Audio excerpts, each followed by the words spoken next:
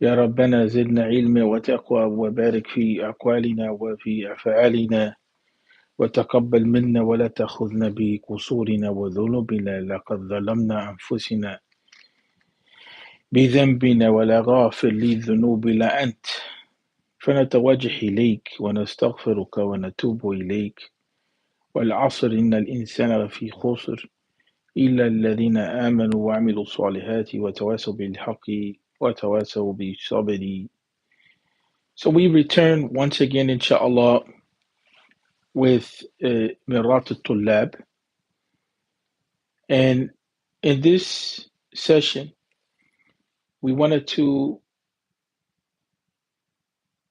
review or revisit some points from the first section of Mirat al-Tullab, in which Shehu Rahmatullahi alayhi, Sheikh Uthman bin Fodi, is laying down the principles of revival and the methodology which will inform his education approach, and which is the basis for revival of the deen. Firstly, two of the things that are important to understand, and I mentioned them in brief, is that Sheikh is quoting from Sheikh Zarruq, and Sheikh Zarruq, or Sheikh Zarruq, sorry, is a person, Ahmed Zarruq is a person of revival. He's a reformer and a revivalist. He was not shy to openly say that the practices of the Muslims was in need of reformation and that the principles of the deen were in need of revival. And we always want to separate between the idea of Islah and Tajdeed. We always want to separate between the idea of Islah and Tajdeed. Islah, to ameliorate, to better, doesn't happen with the deen itself. It can happen with the way that we communicate the deen. It can happen with our thinking. It can happen with our actions. But the deen is not ameliorated. The deen is revived. What's ameliorated or bettered or reformed is our thinking, is our actions, the way that we approach things. But the foundations of the deen are to be revived. So Sheikh Zarruq rahmatullahi alayhi was not shy to demand, especially of the Sufis, a standard in practice and in belief, which in some circles was not present and led to baseless ideas, led to acts of worship that were not founded. And he doesn't stop there. Sheikh Fodio doesn't stop at just referring to Sheikh Zarruq and and kind of bringing in his reformist tendency and revivalist tendency. He closes the section off by quoting Imam Ibn Ata'illah al-Iskandari, and he quoted him in a point in the Hikam that was very, very insightful when you look at the explanation of the Hikam itself, and specifically this particular point of wisdom or bezel of wisdom, in which he says, Imam Ibn Ata'illah, لا يخاف عليك أن تلتبس الطرق لا يخاف عليك أن تلتبس الطرق عليك وإنما يخاف غلبة الهواء عليك. And in quoting this, Sheikh then Fodi, rahmatullahi alayhi, summarizes the path or the way of the student of knowledge. And I had to sit with this for some time and to really reflect on what was the angle or what was the approach or what was the spirit that was being communicated. So this section of Mirat al-Tullab is really concise, really brief, but really deep. Firstly, in this quote or this bezel of wisdom from Imam Ibn Ata'illah al-Iskandari rahmatullahi alayhi, I didn't quote the complete section, but I quoted this section which shows the depth of the process of education that Sheikh Dan Fodi wants to be involved in and is demanding of students. The depth has to do not only with the intellect and not only uh, with practicing the deen externally, getting your salah correct, getting your fasting correct, getting your hajj and zakat correct. Sheikh Uthman Danfodi has a clear understanding that we can have knowledge and we can be rooted in knowledge and find ourselves in a situation of what? Find ourselves in a situation of confusion, not due to matters of the intellect, but due to desire. And he's right on that. In this age, especially, this is a fundamental struggle that humanity has, is a fundamental struggle that many of us are engaged in, and that is one of the reasons why uh, you find that the pursuit of knowledge, just from the angle of seeking information, is not enough people. There has to be formation that takes place along with the education. That's what we call tarbiyah. That we're moving from one stage to another stage in our development, in our relationship with Allah wa ta'ala, and that relationship should be grounded in understanding and discipline. And it's not that simple. Not that simple. That's why our foundations have to be set uh, correctly. And then we find ourselves in a better situation to talk about clarity and to talk about what is simple. Some people like to say, well, the deen is simple and so on and so forth. But the reality of the situation is that many of the people that speak like that, they lack a foundation in knowledge. They lack a foundation in knowledge. The deen is built uh, on knowledge and understanding and on taqwa. And on taqwa. And so here, that's where there's a demand of the student of knowledge to ground himself and herself. So let's go back, inshallah. There's two ayat of the Quran that Sheikh Zarruq quotes in Uddatul Marid Sadiq in the Arabic, in the text that is from Sankori Institute. There's that slight misprint. It says Umdatul Murid Sadiq. One is Uddatul Murid Sadiq.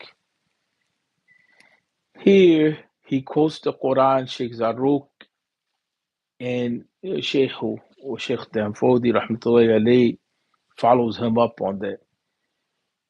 The pursuit of knowledge is based on the concept of a tabassur, and that is to make things clear. And you find that in Sheikh's writings. He will say uh,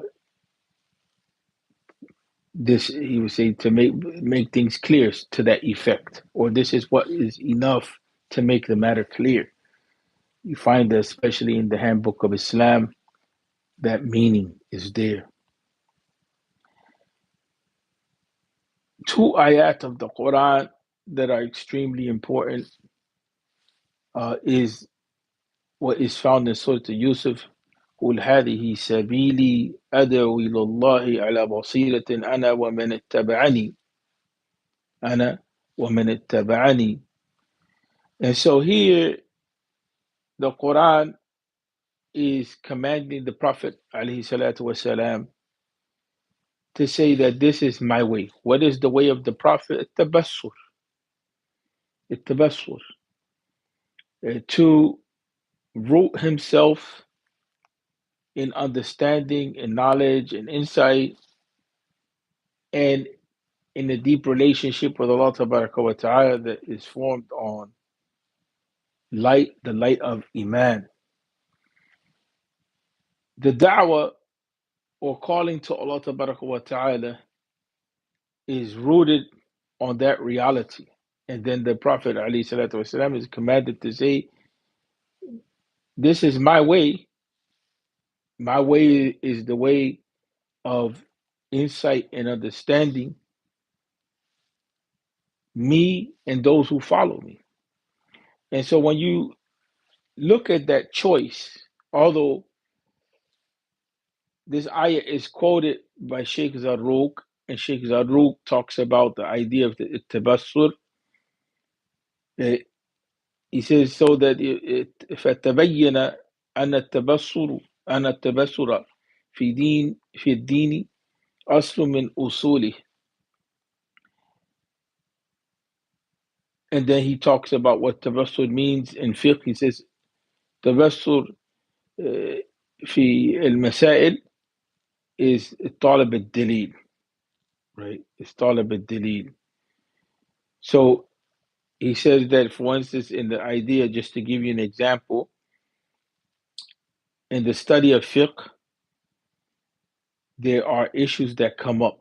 For instance, you can have the book of Salah.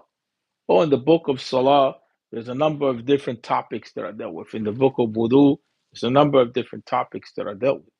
The book of marriage, there's a number of different topics that are dealt with. The book of divorce, there's a number of different topics that are dealt with. There's some foundational principles that we start off with in those areas of knowledge, and then there's questions that come up. That's what the issue of Masail really is.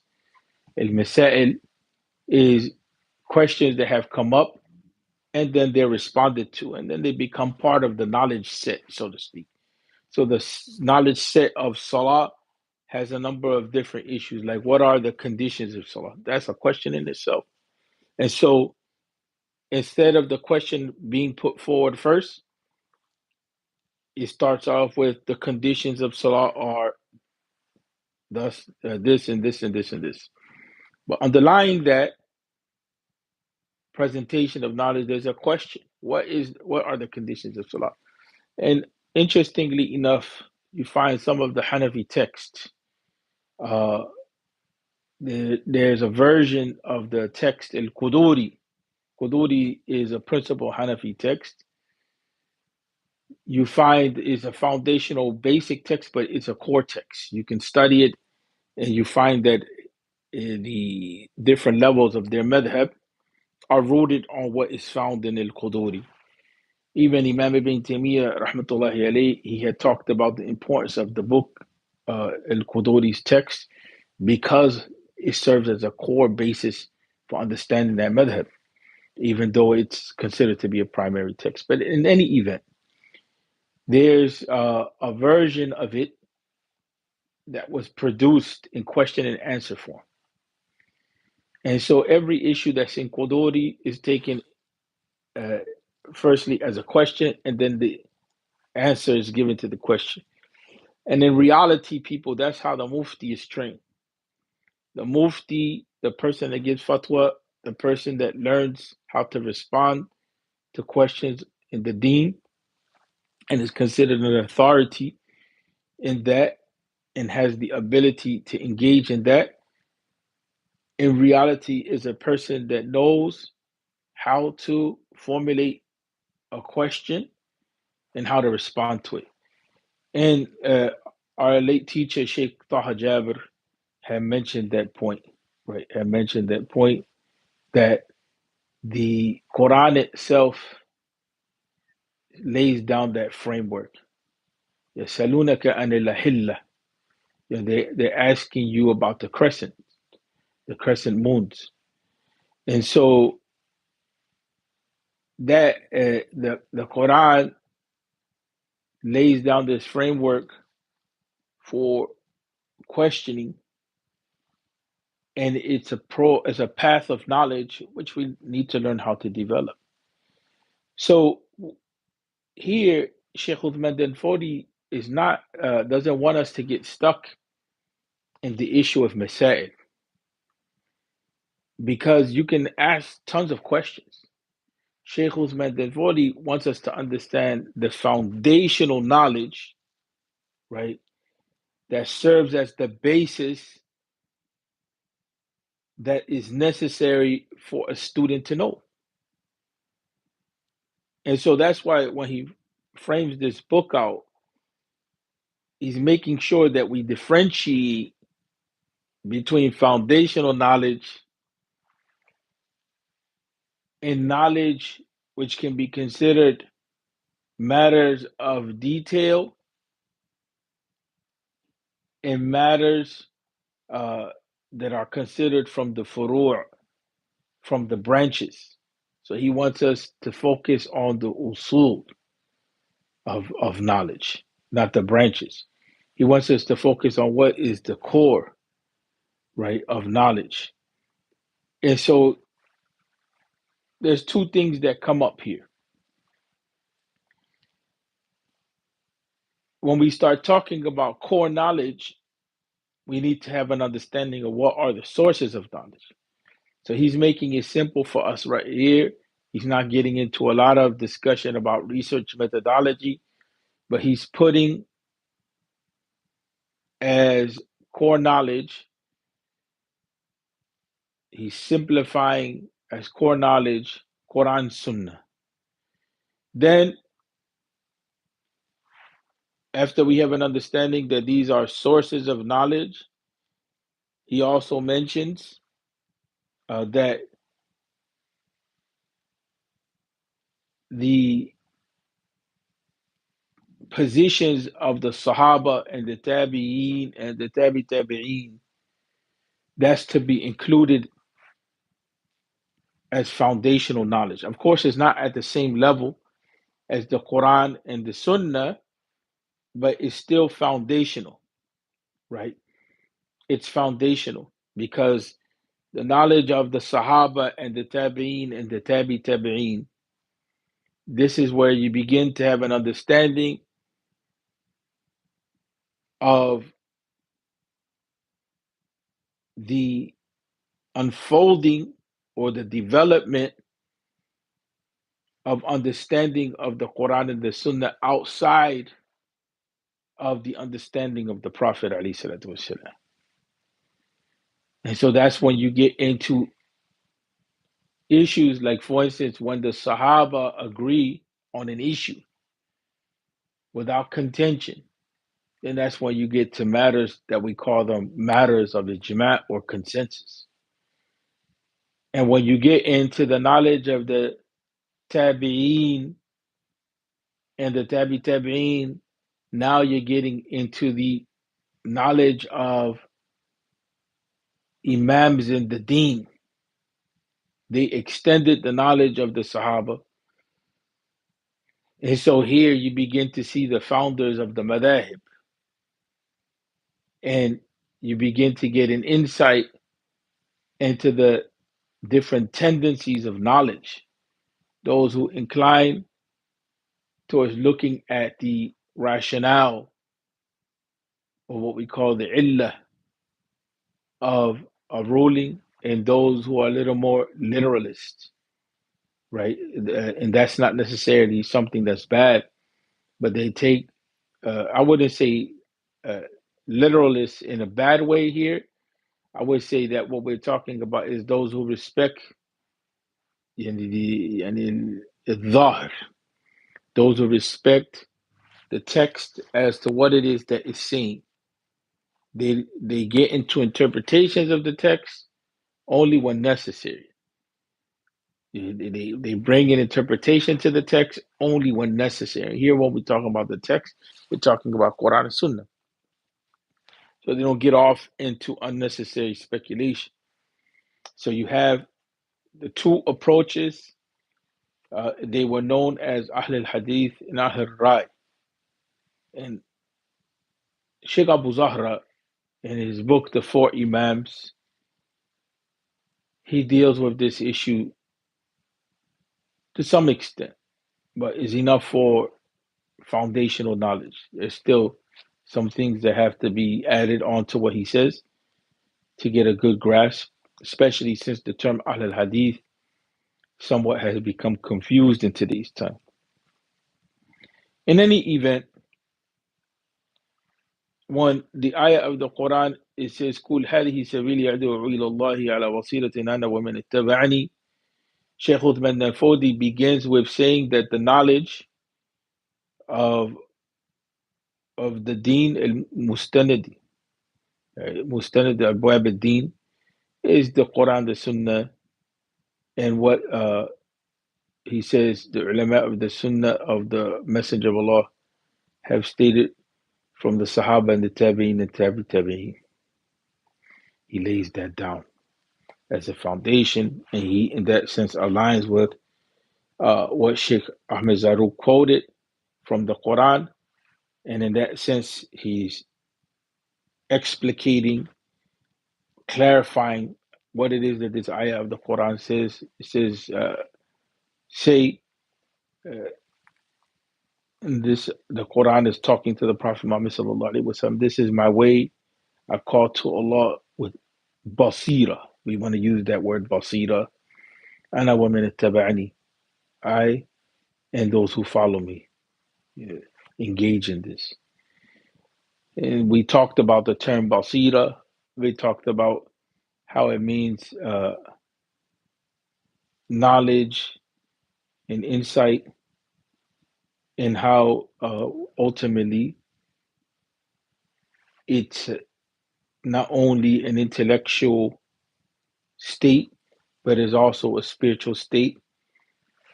And one of the things that I didn't mention before, and I wanted to mention, is that it has a lot to do with clarity. It has a lot to do with clarity of understanding. That's extremely important. We talked about that a little bit. Sa'adi, surprisingly enough, as being a late day scholar, does a lot of justice to explicating the word basira. And he mentions something which is extremely important and falls in line with other understandings that we can find within tradition. He talks about the idea of al basira being knowledge which is accompanied by certainty, right? And is removed from doubt. Doubt and logic is when you have two realities before you and you're not sure how to choose between them, right? And al is a good concept to know just in the Arabic language by itself. In English, we can translate it as ambiguity, but there's another dimension which is, and I mentioned this last time, it's another dimension here which is brought to the fore, is that it's ambiguity. Ambiguity is when things are similar to what we mentioned in doubt. You have two things before you. You're not clear on how to distinguish one from the other. But the dimension here that is added, or layer that's added here in definition, is that there's some confusion that exists in your mind, and it begins in a lightweight, and then it reaches the level of doubt where you don't know how to choose between two things, right? You don't know how to choose between two things. And then also mentioned is miryatun. Miryatun is another word which is good to know in the Arabic language, and it's a sense of uncertainty in feeling and in mind.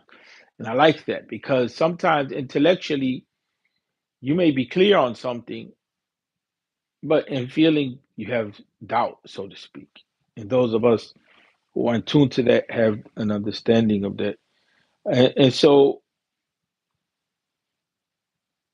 this falls in line with what Imam Ibn Atta'illah was saying, right? That the concept of midyatun, that we don't fear for you that matters will become confusing or confused with regard to what path should be taken. What we uh, fear is that you're overpowered or that desire overpowers you, right? That's what's feared for you. And so that idea of feeling not being settled, right? That can be a cause to doubt. And there's that concept of a shubuhat or shahawat. Is an important concept, actually. It's a concept which is popularized, has been popularized, but it has a lot of depth to it. And the idea is that, and this is drawn from people like Imam Ibn al-Qayyim and others, and the idea is that you can have doubt intellectually, rationally, and then that doubt can open paths for you for your desire to overpower you. Or you can have, and that's the issue of a shubuhat, then you can have struggles with desire, and then you can overthrow your reason to justify following desire. And in that we find the internal battle within the human being. So that's why we say that Sheikh Uthman bin Fodi, he's in quoting Zarruq and in quoting Ibn Atta'illah, he incorporated some principles from them, made them his own. He made them his own. And that's the way of the scholar. The way of the scholar and the student of knowledge, you build on that which came before you. You don't destroy or just think that you stand alone. And that's the idea, the sound idea of tradition, that we're building on the experiences and the knowledge and the understanding of our elders, in deen, of our imams, of our guides in deen, in people of insight.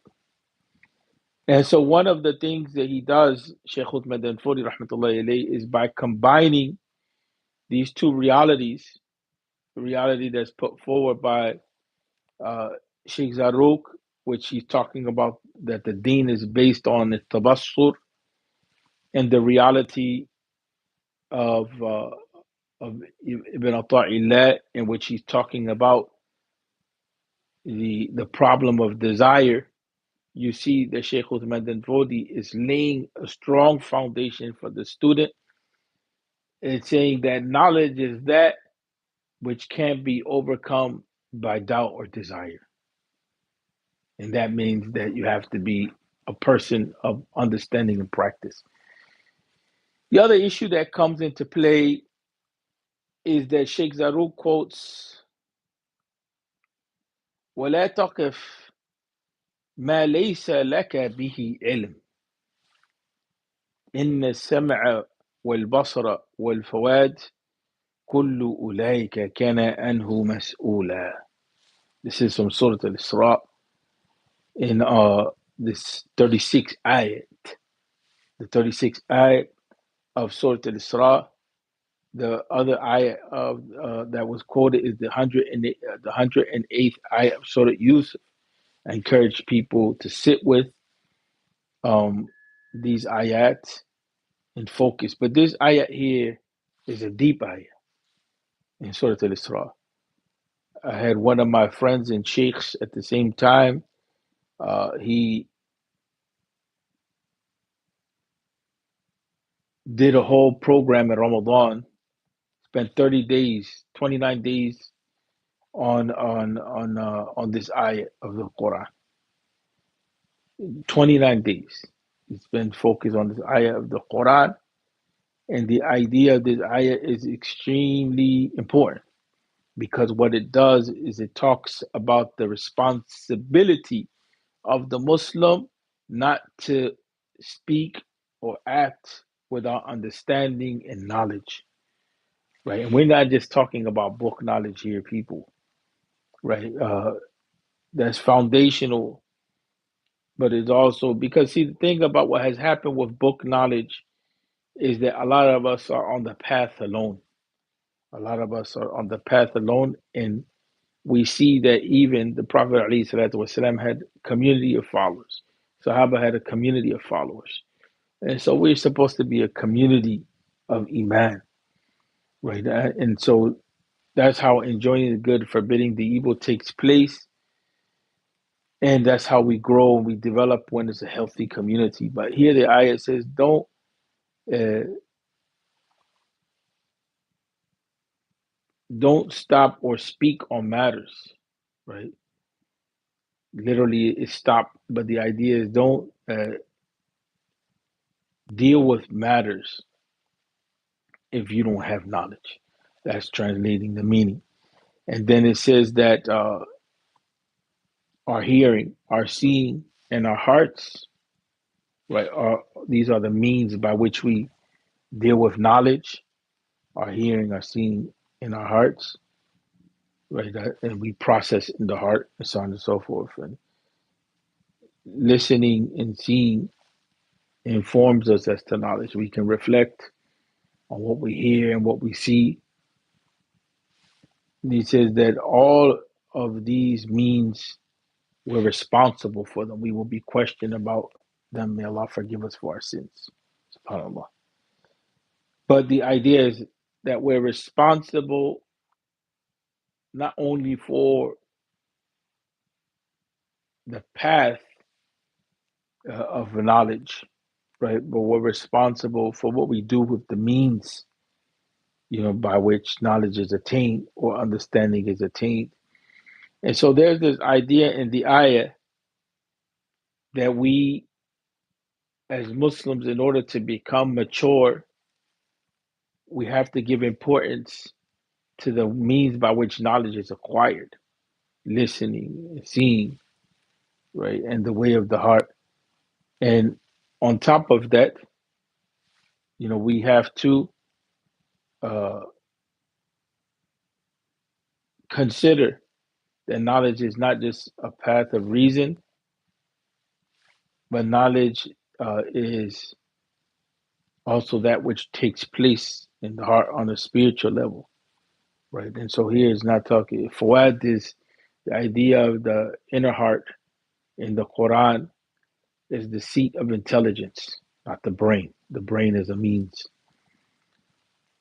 And so that ties in reason and spirituality together, people. That ties in reason and spirituality together. And so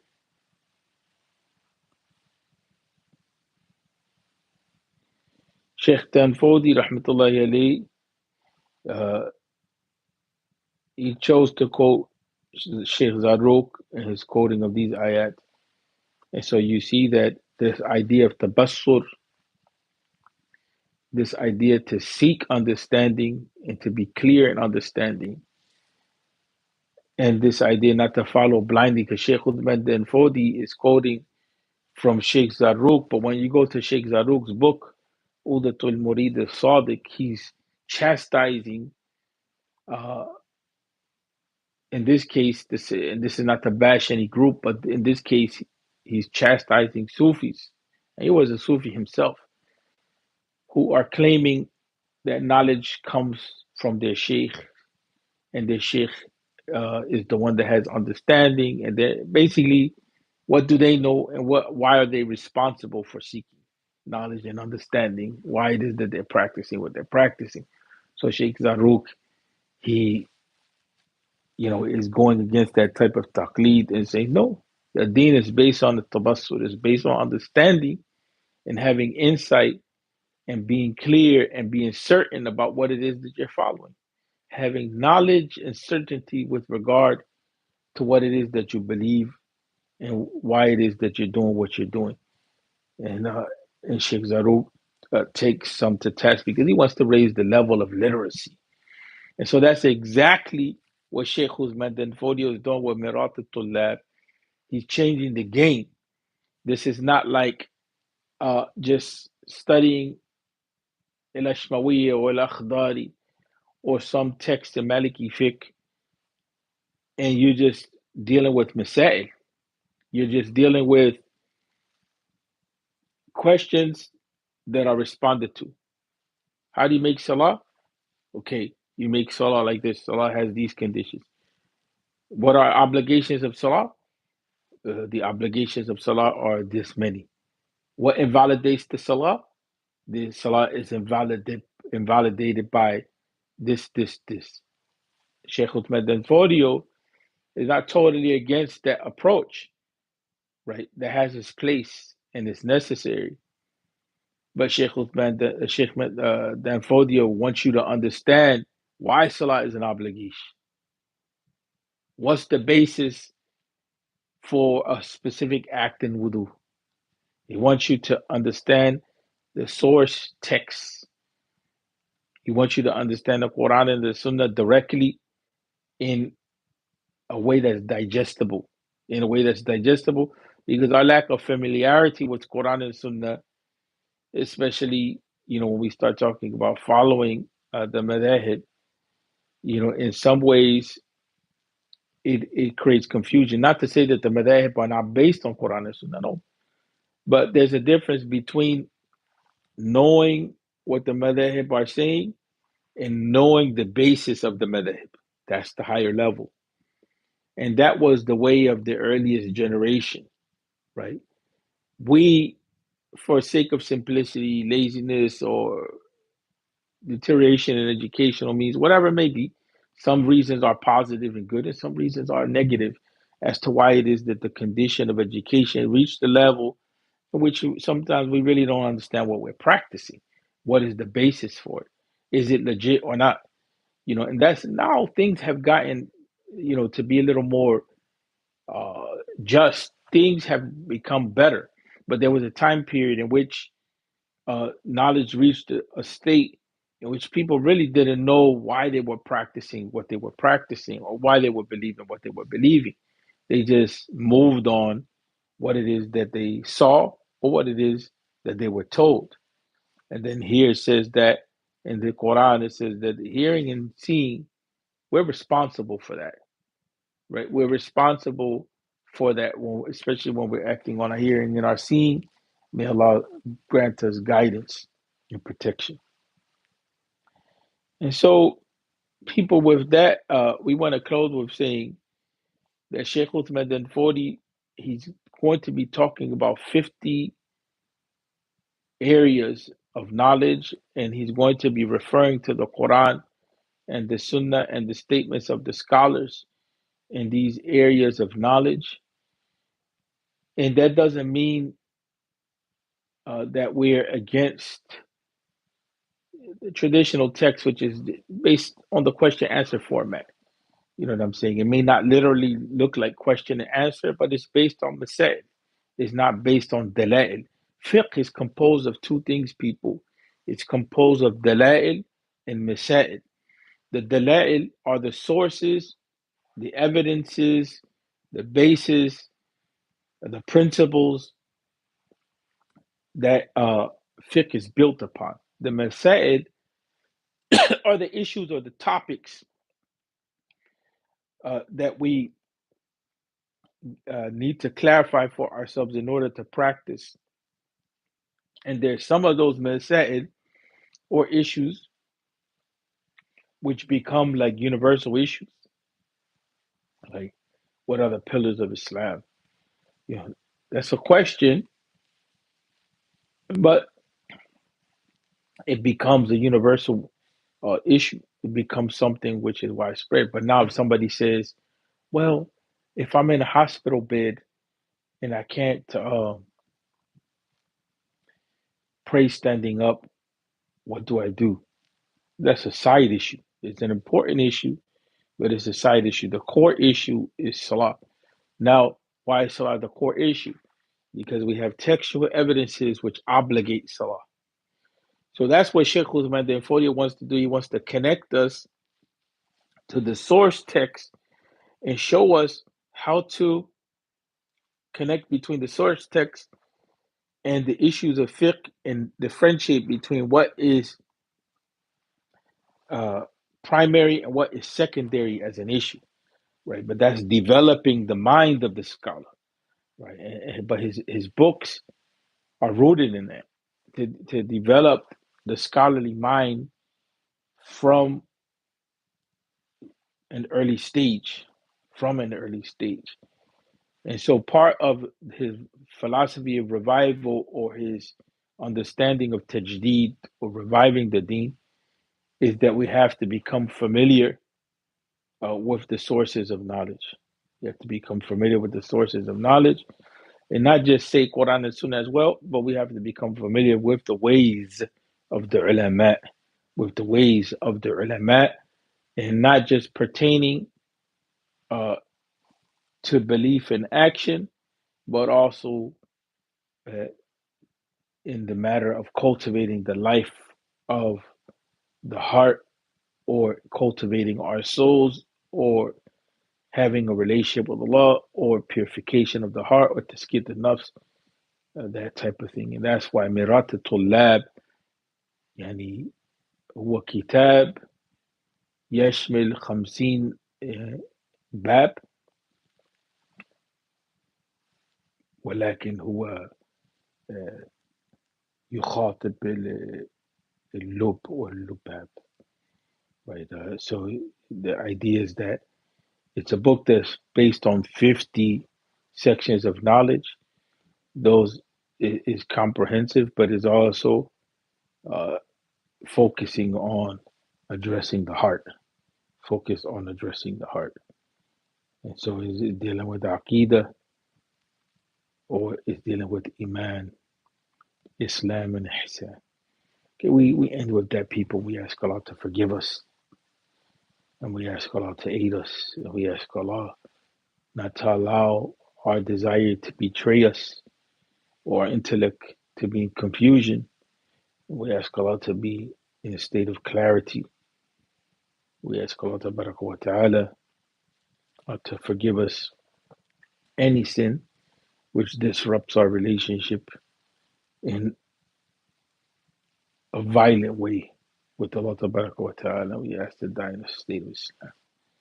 Next time we'll proceed and we'll move forward from the first section, but I also wanted to focus a little more on the idea of al-ijtihad wal-istinbat.